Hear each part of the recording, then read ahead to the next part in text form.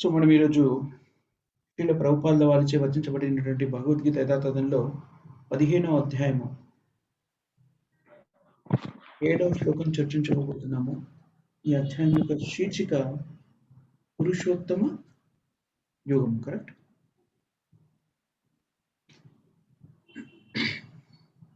తునాదపి సునీచేన తరోరపి సహిష్ణున అమానీన మానదేన కీర్తనీయ సదాహరి.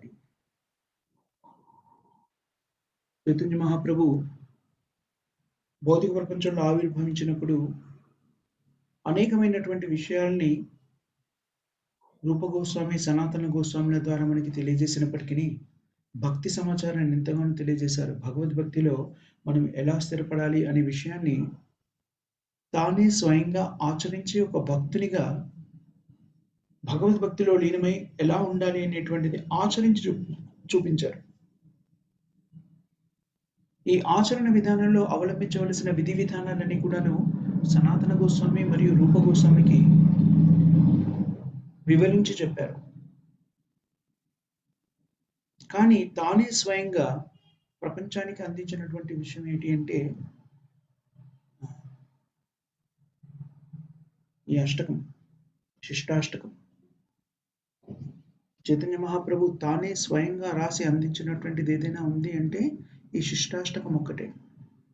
జాగ్రత్తగా ఆ శిష్టాష్టకాన్ని ప్రతి పదాన్ని కూడా మనం పరికించి అర్థం చేసుకుంటే వేద శాస్త్రాల సారాంశం అంతా దాంట్లో ఉంది. అష్టకమే కదా 8 శ్లోకాలు. ఒక్కొక్కటి చూడండి, వాటిని చదువుతుంటే వాటిని అర్థం చేసుకునే ప్రయత్నం చేస్తుంటే నిజంగా ఆ 8 శ్లోకాల్లో బద్ధజీవి యొక్క స్థితి నుంచి మొదలు పెడితే భౌతిక జీవితము, ఆధ్యాత్మిక జీవితము, జీవాత్మ యొక్క తత్వము, జీవాత్మ భక్తిలో స్థిరపడి ఉండాలి అంటే ఎలాంటి స్థితిలో ఉండాలి, ఏం చేయాలి, భక్తి మార్గంలో ఉండి భగవన్నామాన్ని ఎలా స్మరించాలి, అలా భగవన్నామాన్ని స్మరిస్తున్నప్పుడు ఏ స్థితికి చేరుకుంటారు, ఏ స్థితిలో ఉన్నప్పుడు భక్తిలో ఏ భాగంలో ఉన్నట్టుగా పరిగణించబడతాడు, భగవద్భక్తిలో ప్రేమేక భక్తిలో స్థిరమై ఉన్నప్పుడు ఆ భక్తుని యొక్క స్థితి ఎలా ఉంటుంది అంతా కూడా 8 శ్లోకాల్లో వివరించేశారు చైతన్య మహాప్రభు. మనకి ఈ మనం చదువుతున్నటువంటి 7వ శ్లోకంలో కూడా ఇక్కడ మమైవాంశో జీవలోకే జీవభూత సనాతన మనస్ సస్థాని ఇంద్రియాని ప్రాకృతి స్థాని కర్షతి. ఈ శ్లోకము చాలా చాలా చాలా ముఖ్యమైన శ్లోకము. మనం చాలాసార్లు దీని గురించి మనము ఇతర ప్రదేశాలలో భగవద్గీత కానీ భాగవతం కానీ చెబుతున్నప్పుడు ఈ శ్లోకాన్ని గురించి కోట్ చేయడం, దీని గురించి వివరించడము మనం చూస్తూ ఉంటాం. ప్రభుపాదుల వారు కూడా తన భాష్యంలో అనేక సార్లు ఈ శ్లోకాన్ని వివరించారు. 15వ అధ్యాయం ఏదైతే ఉందో దీంట్లో చాలా ముఖ్యమైన శ్లోకాలు ఉన్నాయి. ఈ 15వ అధ్యాయంలో 15వ శ్లోకం ఒకటి ఉంటుంది. చాలాసార్లు మనం చెప్పుకుంటాం, సర్వస్వచాహం హృది సన్నివిష్టో మత్తా స్మృతి జ్ఞానమపోహంచం వేదేశ సర్వం అహమేవో విదో వేదాంతకు వేద విదేవచ. అలాగే ఈ శ్లోకము మమేవాంశో జీవలోకే జీవభూత సనాతన.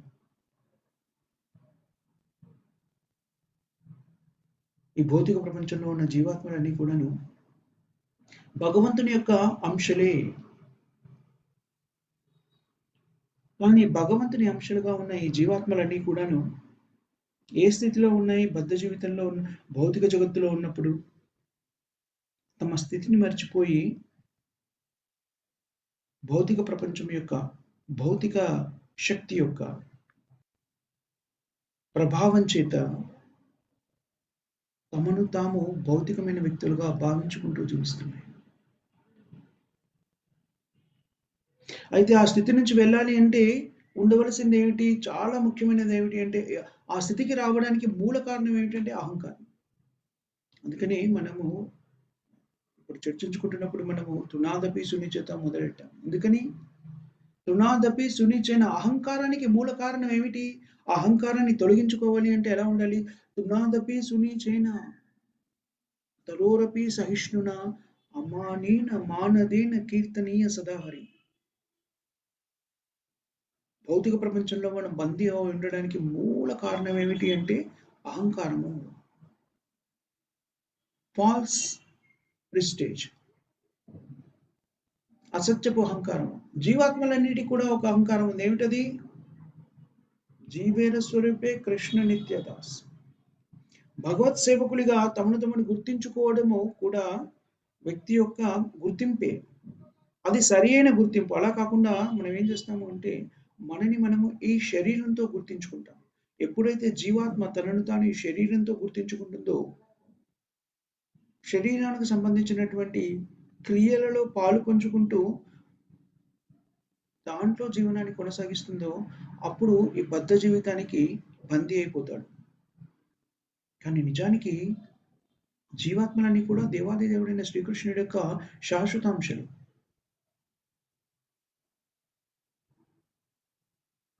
భగవంతుని యొక్క అంశలు అంటే మనం తప్పుగా ఎప్పుడు అర్థం చేసుకోకూడదు. నిరాకారవాదులు అర్థం చేసుకున్నట్టుగా మనం ముక్తి పొందాము అంటే భగవంతునిలో లీనమైపోతాము, భగవంతుని అంశ కదా, అలా కాదు. భగవంతుని అంశలమే, కానీ ఎప్పుడు కూడా భగవంతునిలో ఐక్యమైపోము. మన వ్యక్తిత్వం అనేది ఎప్పటికీ కూడా నశించిపోదు. భౌతిక ప్రపంచంలో ఉన్న, ఆధ్యాత్మిక ప్రపంచంలో ఉన్నా కూడాను మన వ్యక్తిత్వము సమసిపోకుండా ఉంటుంది. చాలా ముఖ్యమైనటువంటి సిద్ధాంతము, వైష్ణవ సిద్ధాంతము ఏమిటి అంటే, జీవాత్మ ఎప్పుడు కూడా భగవంతునితో సమానమవడం కానీ, భగవంతునిలో ఐక్యమవడం కానీ అనేటువంటిది జరగదు. ఇది భగవంతునికి అనేకమైనటువంటి అంశాలు ఉన్నాయని మనం తెలుసుకున్నాము. భగవంతుడు అనేకమైన రూపాల్లో విస్తరించుకుంటాడు అని కూడా మనం తెలుసుకున్నాము. స్వాంశ, విభిన్నాంశ. జీవాత్మలన్నీ కూడా భగవంతుని యొక్క విభిన్నాంశలు అని మనం శాస్త్రాల్లో నేర్చుకుంటాం. సనాతన అంటే అర్థం ఏమిటంటే శాశ్వతమైనది.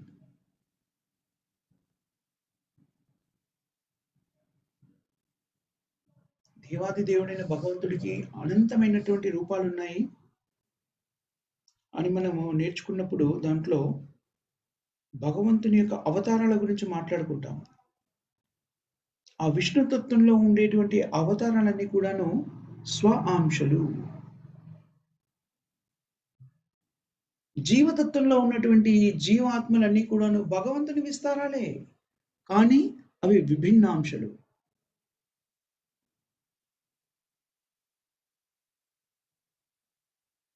అంటే ఇప్పుడు మనం విష్ణుతత్వంలో ఉన్నటువంటి భగవంతుని స్వాంశ రూపాలు ఏవైతే ఉన్నాయో, ఆ విష్ణుతత్వము అని చెప్పుకున్నాం. అవేమిటి? కొన్ని ఉదాహరణలు ఎవరైనా చెప్పగలరా?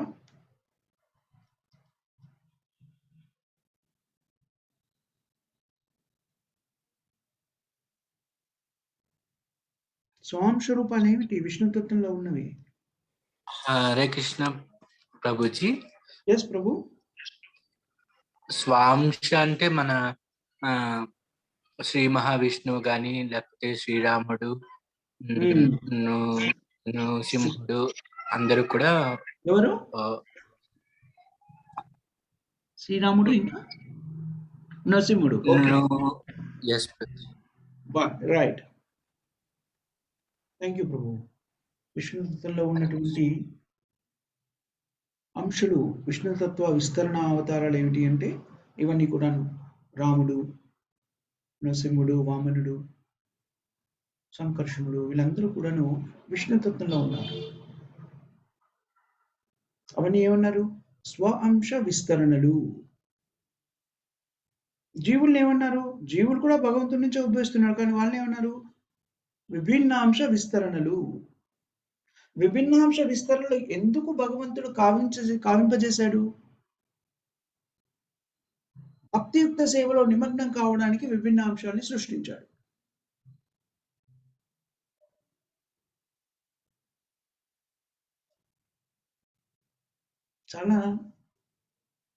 చాలా మంది చాలాసార్లు అడుగుతుంటారు కదా, అన్ని భగవంతుని ఆధీనంలో ఉంటే మన ఎందుకు ఇలా చేశారు? భగవంతుడే కదా మనని సృష్టించాడు. చూడండి, మనకి సంపూర్ణమైన, ఒకసారి ఊహించుకోండి, మనకి సంపూర్ణమైన అధికారం ఉంది మనం ఏదైనా చేయడానికి. మనమే ఉదాహరణకు ఊహించుకోండి, రోబోట్స్ ఉన్నాయి కదా, రకరకాల రోబోట్స్ గురించి మీరు విన్నారు. రోబోట్స్ అంటే ఏం చెప్పాలి? మర యంత్రాలు అంటారు తెలుగులో తర్జుమా చేస్తే. రోబోట్స్ అంటే అందరికీ తెలిసే ఉంటుంది కదా! ఈ పదం కొత్తదేం కాదు. సో, కొన్ని పనులు నిర్దేశించడానికి కొన్ని రకాలైనటువంటి రోబోట్స్‌ని తయారు చేయడం మనం చూస్తుంటాం. ఇల్లు ఊడ్చడానికి ఒక రకమైన రోబోట్. ఇంటిని శుభ్రం చేయడానికి. వంట చేయడానికి ఒక రకమైన రోబోట్. ఆ! ఎయిర్‌లైన్స్ అంటే విమానాశ్రయాల్లో టికెట్స్ ఇష్యూ చేయడానికి ఒక రకమైన రోబోట్స్. ప్రమాదకరమైన పరిస్థితిలో ఉన్న దాంట్లోకి ప్రవేశించి కొన్నింటిని రక్షించడానికి అగ్నిమాపక దళంలో అలాంటి వాటిల్లో అగ్ని అలాంటివి సంభవించినప్పుడు వాటిలోకి ప్రవేశించి కొన్ని రక్షించడానికి ఉపయోగించేటువంటి కొన్ని రోబోట్స్. మనుషులు మనుషులైన మనమే అలాంటివి సృష్టించుకున్నప్పుడు భగవంతుడు సర్వశక్తిమంతుడు. కొన్ని స్వాంశాల్ని సృష్టించుకున్నాడు. తనకు తాను విస్తార రూపం దాల్చుకున్నాడు. తానే చేయవలసినటువంటి పనులేవైతే ఉన్నాయో అలాంటి వాటిని చేయడానికి తానే విస్తరించాడు స్వాంశంగా. అలాగే కొన్ని పనులు నిర్వర్తించడానికి తానే విభిన్నాంశాలుగా ప్రకటితమయ్యారు. అవే జీవతత్వము. అవే జీవాత్మలన్నీ కూడా. విభిన్నాంశ విస్తరణలు అని ఏవైతే చెప్పబడినాయో అవి జీవాత్మలు. అవి శాశ్వతంగా భగవత్ సేవకులు.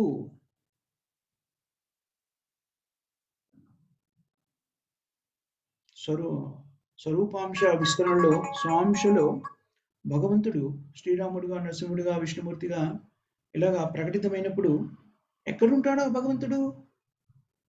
వైకుంఠాధిపతిగా వైకుంఠ లోకాలలో స్థిరపై ఉంటాడు. కానీ జీవులు జగత్తంతా నిండిపోయి ఉన్నారు. అన్ని చోట్ల జీవాత్మలు ఉన్నాయి.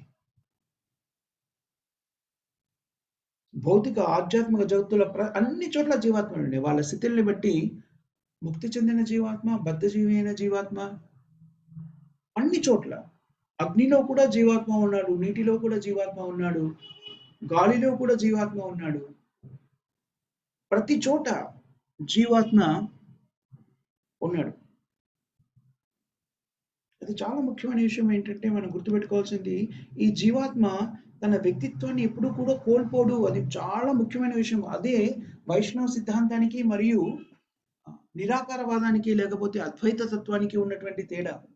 అద్వైత తత్వంలో ఏం చెప్పబడుతుంది? జీవాత్మ తన ఉనికిని కోల్పోతాడు, భగవంతునిలో లీనమైపోతాడు, భగవంతుడైపోతాడు అని చెప్తుంది. కానీ వైష్ణవ తత్వం దాన్ని విభేదిస్తుంది. శాస్త్రం దాన్ని విభేదిస్తుంది. ఏమని చెబుతుంది? జీవాత్మ ఎప్పుడు కూడా తన వ్యక్తిత్వాన్ని కోల్పోడు. అందుకని ముక్తి పొందడము అంటే అర్థం ఏమిటి? ముక్తి పొందడము అంటే భగవంతుని యొక్క సేవలో శాశ్వతంగా స్థిరపడి ఉండడము. జీవేర స్వరూపే కృష్ణ నిత్యదాస్. జీవుడి యొక్క స్వరూప సిద్ధి ఏమిటి అంటే భగవంతుడైన శ్రీకృష్ణుని యొక్క సేవలో ఎప్పుడూ నిమగ్నమై ఉండడము, శాశ్వతంగా నిమగ్నమై ఉండడము అతని సహజమైనటువంటి జీవాత్మ యొక్క సహజ స్థితి.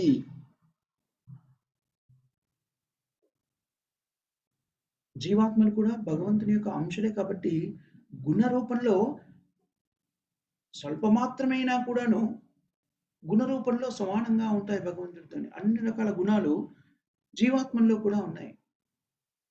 ఆ గుణాలలో ముఖ్యమైనది ఏమని చెప్తున్నాడు? స్వతంత్రత. స్వతంత్రత అంటే ఎప్పుడైతే మనకి స్వతంత్రత ఉంటుందో మన సొంత వ్యక్తిత్వాన్ని మనం కలిగి ఉంటాము. ఆ స్వతంత్రత అనేది అనంతమైనది కాదు, చాలా స్వల్పమైన స్వతంత్రత. నేను ఇది చాలాసార్లు చెప్పుకున్నాం. జీవాత్మ భగవంతుని సేవ నుంచి ఎందుకు విముఖుడయ్యాడు అంటే ఆ స్వతంత్రతని దుర్వినియోగపరచడం చేతనే మనము ఈ భౌతిక ప్రపంచంలోకి పంపించబడ్డాము చెప్పుకున్నాం. భౌతిక ప్రపంచంలో ఉన్నప్పుడు జీవాత్మ తన స్వతంత్రతని సద్వినియోగపరుచుకున్నాడు అనుకోండి, మళ్ళీ ముక్తుడవుతాడు. చాలా సులభం కదా. దుర్వినియోగపరిచినప్పుడు భగవంతుని సేవ నుంచి విముఖం చేయబడి భౌతిక ప్రపంచంలోకి పంపించబడ్డాడు. భౌతిక ప్రపంచంలోకి వచ్చిన తర్వాత తన తప్పును తెలుసుకొని స్వతంత్రతని సద్వినియోగపరచడం అంటే ఏమిటి? భగవత్ సేవలో నిమగ్నమై ఉంటే విముక్తుడవుతాడు.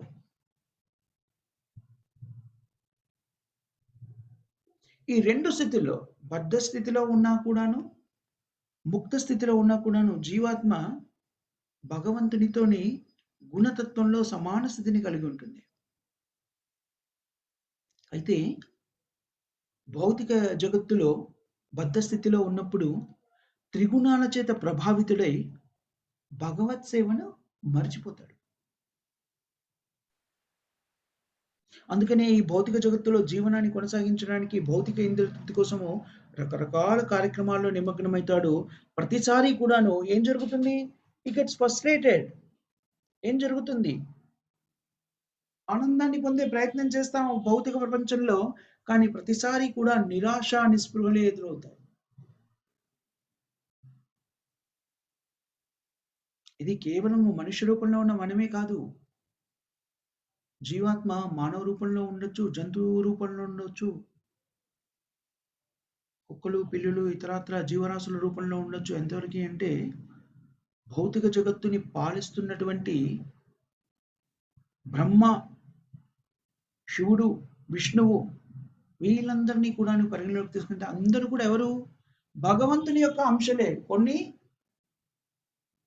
స్వాంశలు, మరికొన్ని విభిన్న అంశాలు. కానీ అన్ని కూడా భగవంతుని అంశాలు. ఎక్కడి నుంచి వస్తున్నాయి? భగవంతుని శ్రీకృష్ణుడి నుంచి వస్తున్నాయి.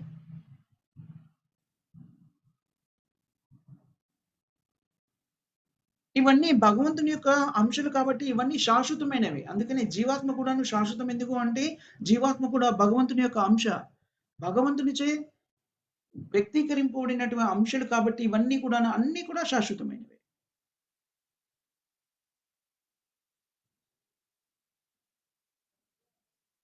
చాలా ఒక ముఖ్యమైన పదాన్ని ఇక్కడ ఉపయోగించారు. ప్రభుపాదుల వారు ఆ పదాన్ని ప్రత్యేకంగా సంబోధించారు తన భాష్యంలో. కర్షతి అనే పదానికి ఏం చెప్పాడు? దానికి అర్థము బంధింపబడిన వాళ్ళు. ఎలా బంధించబడ్డారు? ఇనుప గొలుసులతో బంధింపబడినట్లుగా జీవాత్మ అహంకారము అనేటువంటి బంధనంలో చిక్కుకొని ఉన్నాడు. అందుకని ఈ అహంకారం తొలగిపోవాలి అంటే ఏం చేయాలి? తునాదపి సునిచేన తరోరపి సహిష్ణున అమానేన మానదేన కీర్తనీయ సదాహరి. చూడండి, ఆ ఒక్క శ్లోకంలో ఎంతటి నిగూఢమైన తత్వాన్ని చైతన్య మహాప్రభు మనకి బోధించాడు. భౌతిక జీవనంలో మనము బందీ అవ్వడానికి మూల కారణం ఏమిటి అంటే అహంకారము. అహంకారం నుంచి విడిపడాలి అంటే ఏం కావాలి? నమ్రత, హ్యూమిలిటీ.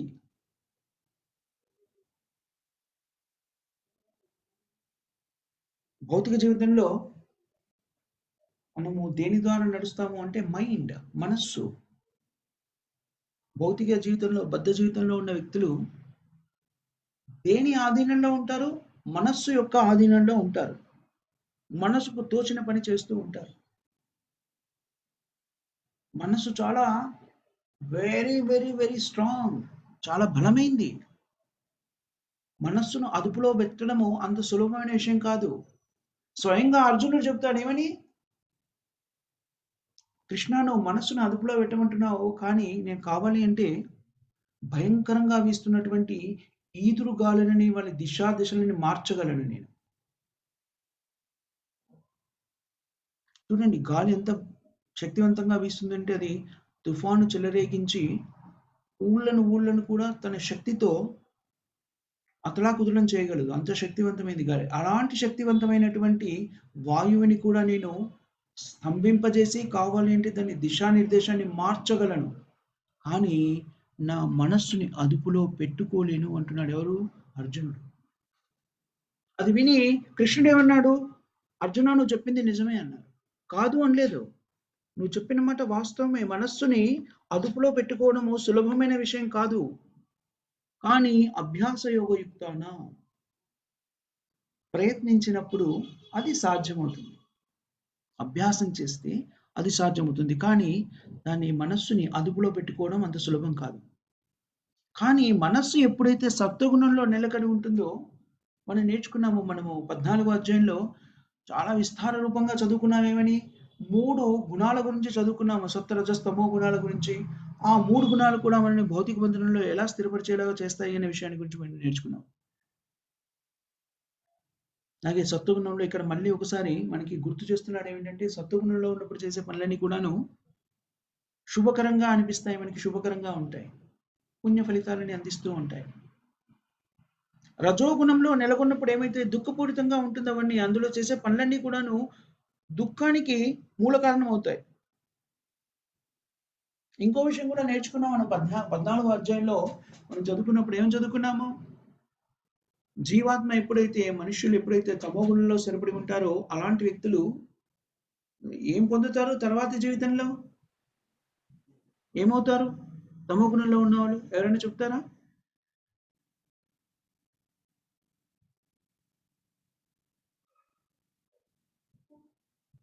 ఎవరికీ గుర్తులేదా? తమో గుణ పూరితులైన వాళ్ళు ఎక్కడికి వెళ్తారు? హరే కృష్ణ. వాళ్ళు లాస్ట్ ఏదైతే కోరుకుంటారో ఏదైతే ఆలోచిస్తారో అక్కడికి వెళ్తారా? తమో గుణంలో ఉన్న వాళ్ళు తరువాతి ఎలాంటి జీవితంలోకి వెళ్తారని చెప్పబడింది?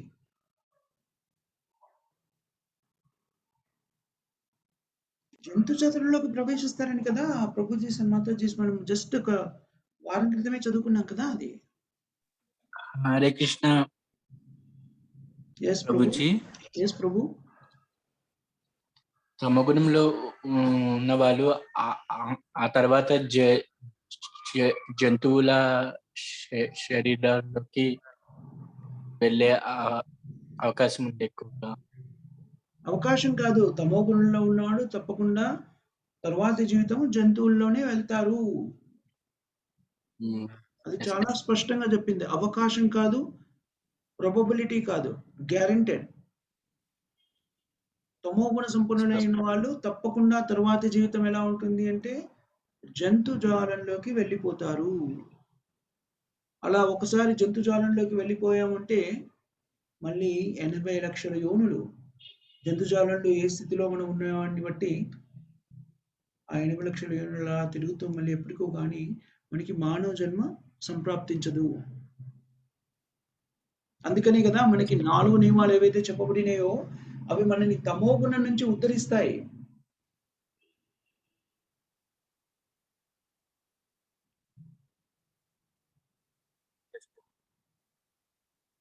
సో మనస్సు ఇంద్రియములతో ఈ భౌతిక దేహము బద్ధజీవులు మనస్సు మరియు ఇంద్రియాలు అనేటువంటి వాటితో ఈ భౌతిక దేహంతో కప్పబడి ఉన్నారు అని చెప్తున్నాడు. అదే ముక్తులైనప్పుడు ఏం జరుగుతుంది? ఈ భౌతిక దేహం నశించిపోతుంది. భౌతిక దేహం నుంచి ముక్తులైపోతారు. అప్పుడు ఏం లభిస్తుంది? మనకి ఆధ్యాత్మిక దేహం లభిస్తుంది. చాలా ముఖ్యమైన విషయం ఏంటి అంటే జీవాత్మ ఈ స్వరూపం ఉంది కదా, సత్ చిత్ ఆనంద విగ్రహ. జీవాత్మ అత్యంత సూక్ష్మంగా ఉన్న విషయం మనకు తెలుసు. వెంట్రుక కొసలో 10,000వ వంతు భాగమే జీవాత్మ యొక్క పరిమాణము అని చెప్పబడింది. కేశాగ్ర శతభాగస్య శతాది. కేశాగ్రం యొక్క అంటే వెంట్రుక యొక్క చిట్ట చివరి భాగము దాన్ని కట్ చేసి 100 ముక్కలు చేసి ఆ 100 ముక్కల్లో ఒకదాన్ని మళ్ళీ 100 ముక్కలు చేస్తే ఎంత ఉంటుందో అంత 100 × 100 అంటే 10,000. అంటే కేశాగ్రాన్ని కత్తిరిస్తే అది ఎంత కొన్ని కత్తిరించాలనుకోండి ఆ తర్వాత అసలు మన కన్నే కనబడుతుంది. మళ్ళీ ఆ కనబడని దాన్ని 10,000 వంతులు చేస్తే ఎంత స్వల్పంగా ఉంటుందో అంత స్వల్పంగా ఉంటుంది జీవాత్మ. కానీ ఆ స్వల్పమైనటువంటి ఆ జీవాత్మకి రూపం ఉన్నది. మనం పెద్దగా ఆశ్చర్యపోవక్కర్లేదు. ఎందుకంటే సూక్ష్మ కిరణులు మన కంటికి కనబడవు, కానీ వాటికి రూపం ఉన్నది కదా. ఆ రూపాన్ని మనము బయాలజీలో చదువుకున్నాం. అంతవరకు ఎందుకు? చిన్న చీమలు ఉంటాయి మామూలుగా కొద్ది డిస్టెన్స్ లో కూడా, కొంత దూరం నుంచి కూడా, ఒక అడుగు దూరం నుంచి కూడా ఒక్కోసారి అవి కనబడకపోవచ్చు. దగ్గరగా వెళ్ళి చూసాం అనుకోండి వాటికి మొత్తం శరీర భాగాలన్నీ కూడా ఉన్నాయి. అలాగే జీవాత్మ అంత స్వల్పంగా ఉన్నా కూడాను దానికి రూపము అనేటువంటిది ఉన్నది. ఆ రూపం ఏదైతే ఉన్నదో జీవాత్మకి భౌతిక జగత్తులో ఉన్నప్పుడు ఈ భౌతిక రూపం పంచభూతాలతో సృష్టించబడిన భౌతిక రూపం మనకు లభిస్తుంది. కానీ మనము ఈ భౌతిక బంధనాల నుంచి విముక్తి చెందినప్పుడు ఆధ్యాత్మిక రూపం మనకు లభిస్తుంది.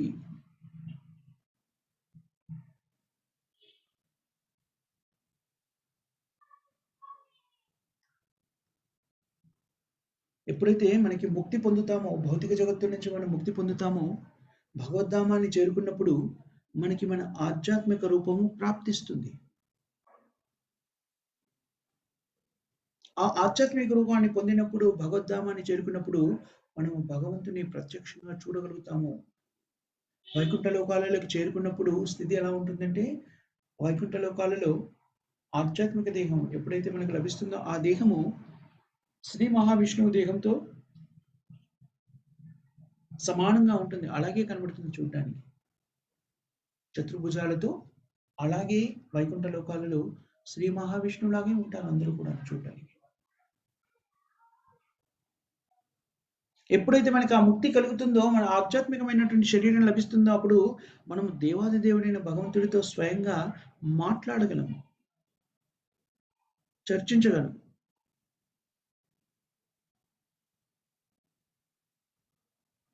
వసంతి యత్ర పురుష సర్వే వైకుంఠమూర్తయ. శ్రీమద్ భాగవతంలో 3వ సంపుటం 15వ అధ్యాయం 14వ శ్లోకంలో తెలుపబడినట్టు, భగవంతుని యొక్క ధామంలో ప్రతి ఒక్కరి దేహం కూడా ఎలా ఉంటుందంటే, దేవాది దేవుడైనటువంటి నారాయణుడు భగవంతుని యొక్క దేహాన్ని కలిగినటువంటి దేహమే కలిగి ఉంటారు.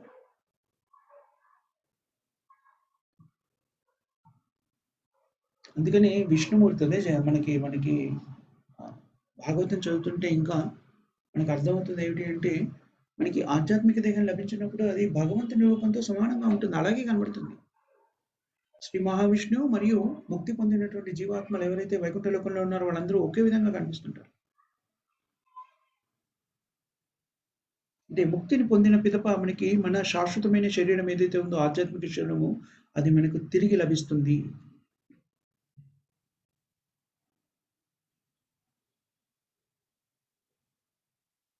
ఇక్కడ మనకి మమైవాంశ అనేటువంటి పదాన్ని భగవంతుడు పెంచారు. అంటే జీవాత్మలన్నీ నా అంశలే అని చెప్పారు. అలా జీవాత్మలని తన అంశలే అయినప్పుడు, అలా భగవంతుడి నుంచి విడిపడిపోయి, అంటే ముక్కలు అయిపోయా అంటే భగవంతుడు తగ్గిపోయాడా? ఎందుకంటే భౌతిక ప్రపంచంలో మనకి వస్తువు సేకరణలో, వస్తువు విభాజనలో మనకున్నటువంటి అనుభవం ఏమిటి అంటే, ఒక వస్తువును విభజించి కొంత తీసేసాం అనుకోండి, అది తగ్గిపోతుంది. కానీ సంపూర్ణ తత్వంలో అది జరగదు. ఓం పూర్ణమద పూర్ణం పూర్ణాత్ పూర్ణముదచ్యతే పూర్ణస్య పూర్ణమాదాయ పూర్ణమేవావశిష్యతే. భగవంతుడు సంపూర్ణుడు, అతని సంపూర్ణ నుంచి మరో సంపూర్ణ ఉద్భవిస్తుంది, కానీ భగవంతుల్లో ఏమీ తేడా ఉండదు. అది ఎలా అర్థం చేసుకోవడానికి మనకు ఒక ఉదాహరణ ఇస్తారు. ఎవరైనా చెప్తారా ఉదాహరణ ఏమిటో?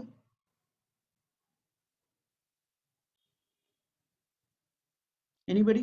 హరే కృష్ణ ప్రభుజీ, దీపాలు ఒక దీపం వెలిగించేసిన వెరీ నైస్ అది దాని ఎనర్జీ ఏం పోదు, అది అలాగే వెలుగుతుంది.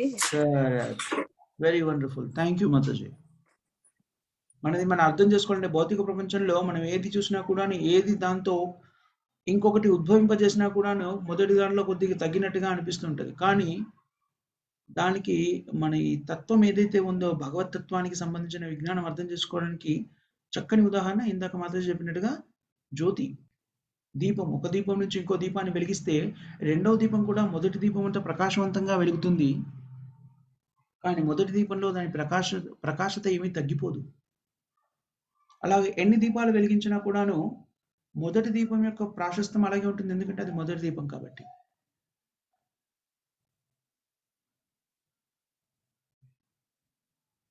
సో అంటే మనం ఇక్కడ ఏమో నేర్చుకోవాలి, ఏం చెప్తున్నాడు ఇక్కడ అంటే, జీవాత్మ భగవంతుని యొక్క అంశ అయినప్పటికీ కూడాను అది ముక్కలుగా విడిపోయింది కాదు. ఎందుకని?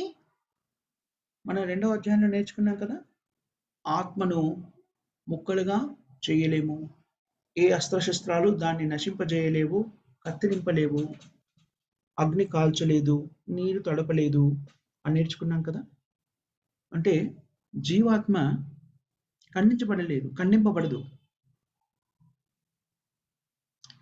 అందుకని జీవాత్మ గురించి కానీ ఈ ఆధ్యాత్మిక తత్వం అంతా కూడాను మన భౌతిక ఇంద్రియాలతో అర్థం చేసుకోవడం అనేది అంత సులభం కాదు. అందుకనే దీన్ని ఏమన్నారు? అచింత్య అన్నారు. అచింత్య అంటే ఇన్‌కన్సీవబుల్, అర్థం చేసుకోలేనిది. ఆత్మ ముక్కలుగా విడగొట్టి మళ్ళీ అతికించడానికి ఉండేటువంటి భౌతికమైన పదార్థం కాదు. ఎందుకంటే ఇది సనాతనము, శాశ్వతము అని చెప్పారు కాబట్టి ఈ భౌతికమైనటువంటి తత్వం ఏదైతే ఉందో విడగొట్టడము, అతికించడం అనేటువంటిది ఆత్మకు సరిపోదు. నిత్యమైనది, శాశ్వతమైనది. ఎలాంటి శాశ్వతమైన స్థితి? ఆత్మది బద్ధ జీవితంలో ఉన్నా కూడాను, ముక్త జీవితంలో ఉన్నా కూడాను అది తన వ్యక్తిత్వాన్ని కోల్పోదు అంటే అర్థం చేసుకోండి, అది ఎప్పుడు కూడా నశించిపోదు. మనం చాలాసార్లు వింటాము ఆత్మ నశించిపోదు, అంటే అర్థం ఏమిటి? ఆత్మ నశించిపోదు అంటే అది శాశ్వతమైంది. ఎలాంటి శాశ్వతమైంది అంటే మన స్థితి ఏమైతే ఉందో, మనం ఎవరమైతే ఉన్నామో మనము శాశ్వతములము. ఇంకా మనకి మన ఉనికి నశించిపోవడం అంటూ జరగదు. మన వ్యక్తిత్వం అలాగే శాశ్వతంగా ఉంటుంది. బద్ధ జీవితంలో ఉన్నప్పుడు ఏమవుతుంది? భౌతికమైన శరీరాన్ని పొంది ఇలాగా భౌతికమైనటువంటి ప్రకృతి త్రిగుణాలచే లోబడి అజ్ఞానంతోని మనని మనము ఈ శరీరంతో గుర్తించుకుంటాము. ముక్త స్థితిలోకి వెళ్ళినప్పుడు మన నిజ స్థితిని మనం గ్రహించి భగవంతుని యొక్క భక్తియుక్త సేవలో నిమగ్నమవుతాము. కానీ ఈ రెండు స్థితులలో కూడా మనము వ్యక్తిగా మన ఉనికి నశించిపోలేదు.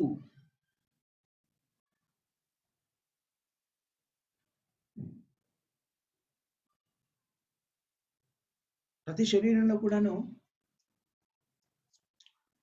భగవంతుని అంశ అయినటువంటి జీవాత్మ స్థితుడై ఉన్నాడు. అందువలనే దేహినోస్మిన్ యదా దేహే కౌమారం యవ్వనం జరా యదా దేహాంతర ప్రాప్తి ధీరస్తత్ర నముహ్యతే కదా, 2వ అధ్యాయంలో వస్తుంది. దేహినోస్మిన్ యదా దేహే కౌమారం యవ్వనం జరా. దేహాన్ని కలిగి ఉన్నప్పుడు, మన దేహాన్ని కలిగి ఉన్నప్పుడు మనము దేహం ఎలాగైతే తన రూపాన్ని మార్చుకుంటుందో, కౌమారం, యవ్వనం, జరా. జరా అంటే వృద్ధాప్యము, యవ్వనము అంటే యవ్వన స్థితి, కౌమారం అంటే బాల్యము. మనం చూస్తూ ఉంటాము. ఒక విషయం ఏమిటి అంటే 2వ అధ్యాయంలో మనము ఆత్మని తెలుసుకోవడానికి ఒక ఏంటంటారు దాన్ని, ఒక అంశాన్ని చర్చిస్తారు. ఇప్పుడు మనము 5 సంవత్సరాలు ఉన్నప్పుడు కొంత పరిజ్ఞానం ఉంటుంది. అప్పుడు ఏమంటాము? నువ్వెవరు అంటే మన పేరేదో చెప్తాం, నేను అని చెప్తాం. నేను. 10 సంవత్సరాలు వస్తుంది, అప్పుడు కూడా నేను నేనే అని చెప్పుకుంటాను కదా, మన పేరు మనమే అదే చెప్పుకుంటాము, నేను. కానీ 5 సంవత్సరాలకి ఉన్నటువంటి బాల్య రూపము 10 సంవత్సరాలకు ఉన్న బాల్య రూపానికి తేడా ఉంది. పుట్టగానే ఉన్నటువంటి శరీరము 10 సంవత్సరాలకు ఉన్న శరీరానికి తేడా ఉంది. 10 నుంచి 20 సంవత్సరాలు, 15, 20 సంవత్సరాలు అయినప్పుడు కూడా శరీరంలో మార్పులు మనం చూస్తూ ఉన్నాము. మనం పుట్టినప్పుడు మనకి ఏ శరీరం అయితే ఉందో ఆ శరీరం ఇప్పుడు లేదు మనకి. ఆధునిక విజ్ఞాన శాస్త్రం కూడా చెప్తుంది, అది మనకి వేద శాస్త్రంలో కూడా చెప్తుంది. ప్రతి 7 సంవత్సరాలకి శరీరంలోని, భౌతిక శరీరంలోని ప్రతి అణువు కూడా మారిపోతూ ఉంటుంది. మొత్తం మన శరీరంలో ఇప్పుడు అనంతమైన అణువులు ఉన్నాయి కదా, ఆ అణువులన్నీ కూడాను మార్పు చెందుతూ ఉంటాయి. ప్రతి అణువు పూర్తిగా మార్పు చెందడానికి బట్టి కాలం ఏమిటి అంటే, ఇప్పుడు ఈ క్షణంలో ఏవైతే మన శరీరంలో అణువులు ఉన్నాయో అవన్నీ ప్రతి అణువు కూడా మార్పు చెందడానికి ఎంత సమయం పడుతుంది అంటే మాక్సిమం 7 సంవత్సరాలు. దీంట్లో ఉన్న ఒక్క అణువు కూడా ఉండదు, అన్ని కూడా కొత్తవి వచ్చేసి ఉంటాయి అప్పటికి. అంటే మనం చూస్తూ ఉన్నాం, మనం చూసుకుంటాం కదా, మన చిన్నప్పటి ఫోటో ఒకటి చూసుకొని ఎప్పుడు చూసుకున్నామంటే ఆ శరీరానికి ఈ శరీరానికి ఎక్కడ కూడాను పోలికలు అంటే సమానంగా ఉండవు. కానీ మనం ఎప్పుడు కూడా ఏం చెప్తున్నాం? నేనే అని చెప్తున్నాము. 2వ అధ్యాయంలో దీన్ని ఉటంకిస్తూ ఏం చెప్తారు? ఆ నేను అనేది ఏదైతే ఉందో అదే ఆత్మ. శరీరం మారిపోతుంది కానీ ఆత్మ అలాగే ఉంది.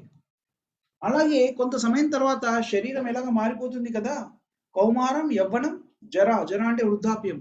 వృద్ధాప్యం వచ్చిన తర్వాత శరీరము శిథిలావస్థలకు చేరుకుంటుంది. అది జీవాత్మ నివసించడానికి యోగ్యతని కలిగి ఉండదు. జీవాత్మ దాంట్లో ఉండడానికి అది సరిగా ఉండదు. అందుకని అప్పుడు జీవాత్మ ఏం చేస్తుంది? ఈ శరీరాన్ని వదిలేసి ఇంకో శరీరాన్ని స్వీకరిస్తుంది. ఎలాగైతే బాల్యం నుంచి యవ్వనానికి వృద్ధాప్యానికి వచ్చినప్పుడు మనకి వివిధ రకాల శరీరాలు ఎలా అయితే మనకి కనబడుతున్నాయో, అదే విధంగా ఈ శరీరం సంపూర్ణంగా జీవించడానికి, దాంట్లో నివసించడానికి సరిగా లేనప్పుడు జీవాత్మ ఆ శరీరాన్ని వదిలేసి ఇంకొక శరీరాన్ని స్వీకరిస్తుంది. దేహినోస్మిన్ యథా దేహే కౌమారం యవ్వనం జరా తథా దేహాంతర ప్రాప్తి ధీరస్తత్ర నముహితే. అదే విధంగా మరో శరీరం వస్తుంది. అందుకని ధీరులైన వాళ్ళు దాన్ని చూసి వ్యధనుందరు అని చెప్తున్నారు.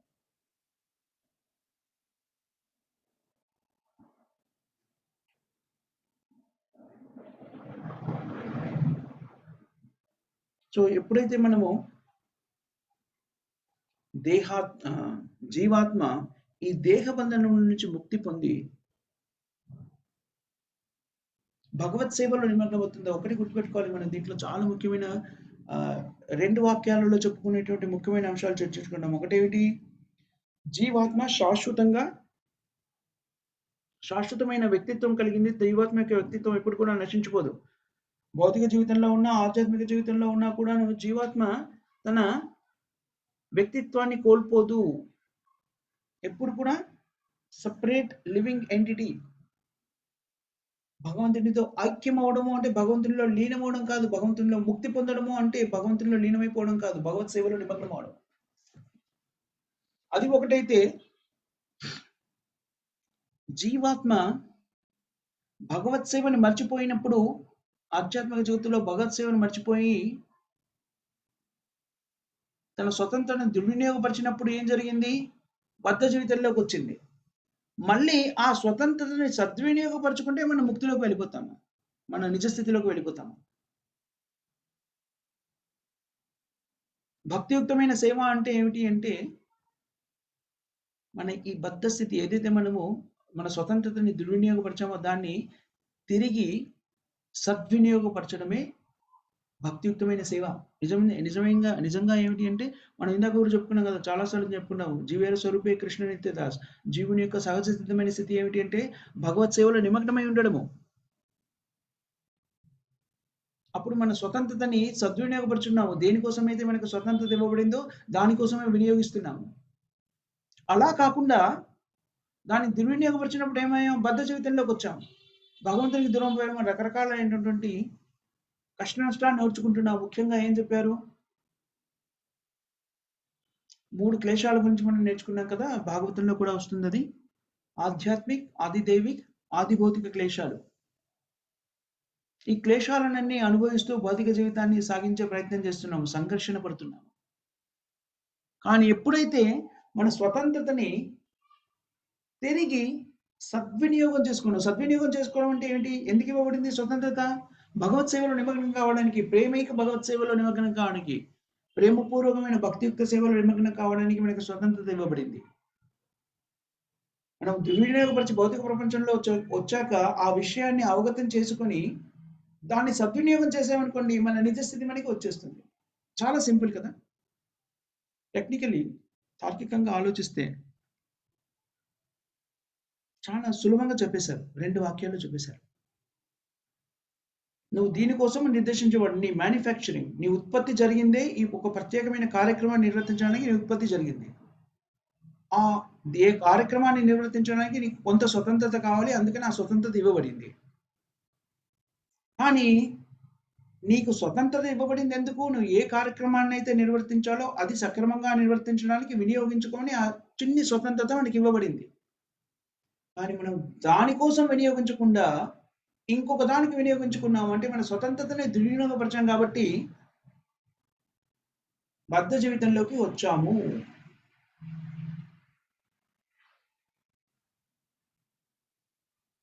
ఎప్పుడైతే మనం అది గ్రహించి, అవును నేను దుర్వినియోగపరిచాను కాబట్టి నా స్వతంత్రాన్ని ఇక్కడికి వచ్చాను అని తెలుసుకొని దాన్ని సరిదిద్దుకొని సద్వినియోగపరచడం మొదలెట్టామనుకోండి. సద్వినియోగపరచడం అంటే ఏమిటి? మళ్ళీ భగవత్ సేవలో నిమగ్నం అవ్వడం. అది సంపూర్ణంగా ఆ స్థితికి మనం చేరుకున్నాం అనుకోండి, అప్పుడు మన సహజ సిద్ధమైన స్థితి, శాశ్వతమైనటువంటి ప్రదేశమైనటువంటి భగవద్ధామాన్ని చేరుకుంటాము.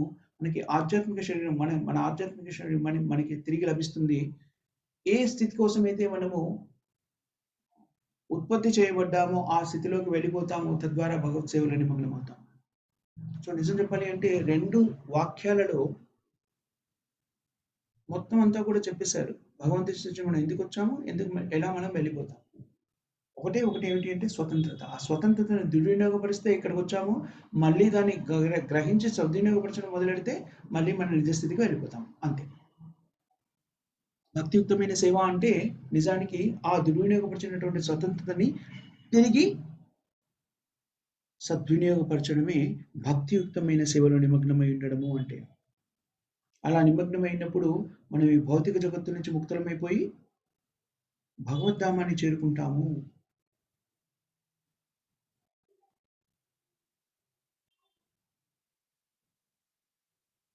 సో ఇక్కడ మనము ఆపిద్దాం. ఎవరికైనా ఏమైనా క్వశ్చన్స్ కానీ కామెంట్స్ కానీ ఉన్నాయా మాతాజీస్ అండ్ ప్రభుజీస్?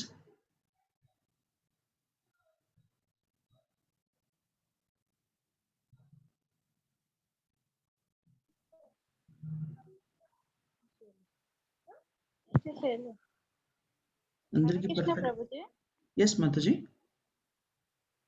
ఇది కృష్ణ అష్టకం అంటే వాసుదేవం సుతం దేవం కంస చారుణ్య మర్దనం అని వస్తుంది, అదేనా ప్రభుజీ? నేను కృష్ణాష్టకం అనలేదు మాతాజీ. నేనేమన్నానంటే చైతన్య మహాప్రభు ఇచ్చింది శిష్టాష్టకం.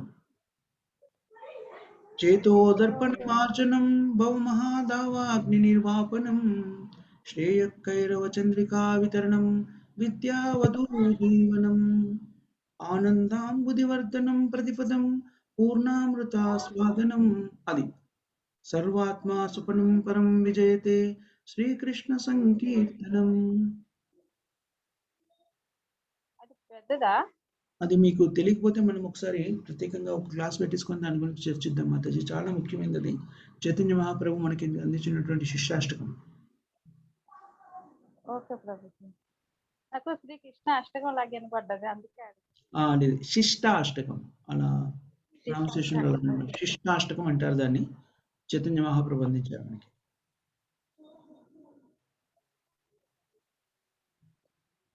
Any other questions or comments matajis and prabhujis? ఏమైనా ప్రశ్నలు, ఇంకేమైనా కరెక్షన్స్ అలాంటివి ఏమైనా ఉన్నాయా?